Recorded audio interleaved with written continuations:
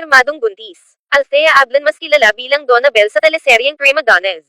Nito ngang nakaraang araw inamin ni Althea Ablan na kasintahan na niya si Julius Miguel. Ayon naman sa aming source, di umano'y buntis na si Althea sa edad na 15. Si Althea Ablan ang isa ngayon sa sikat na actress dito sa Pilipinas dahil sa husay nito at palaban ng mga role nito, na bagay naman sa kanyang personalidad. Nito ngang nakaraang araw wala sa eksena si Althea Ablan na mas kilala bilang Donna Bell sa palabas na Prima Donnas. Ayon sa netizens, baka daw umalis ng bansa si Althea dahil buntis ito. Maraming kuro-kuro ang mga netizens dahil karamihan sa mga artistang biglang naglalaho o nawawala ay di umano'y buntis. Ilang linggo na ang nakalipas ngunit ni isang Donna Bell ay walang lumabas sa Prima Donnas.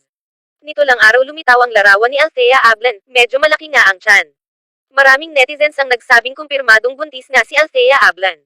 Samantala ayon naman sa balita, si Julius Miguel umano ang ama ng dinadala ni Althea Ablan. Talaga namang nagulat ang fans nang mabalita ang buntis ang aktres. May ilang netizens naman ang nanghinayang dahil napakabata pa daw umano ni Althea para magdalang tao. Maswerte pa rin naman si Althea dahil tanggap at suportado siya ng kanyang pamilya sa kanyang pagbubuntis. Ayon nga sa mga magulang ng aktres, wala umanong dapat sisihin sa nangyari. Gagawin na lang umano nila ang makakabuti sa kanilang anak at sa magiging apo nila.